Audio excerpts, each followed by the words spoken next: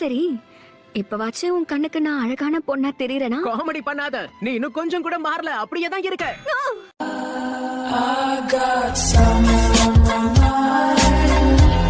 Guys and சை, நீங்க நல்லா தானே இருக்கீங்க? என்ன கேள்வி கேக்குற கண்ணா? என் உற்சாகமும் உழைப்பும் குறையறதுக்கு வாய்ப்பே இல்ல.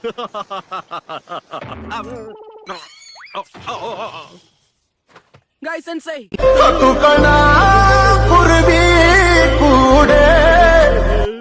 போட்டும், என் கூட்டத்துல கலைஞனா நான் ஒருத்தனாவது மிச்சம் இருக்கனே.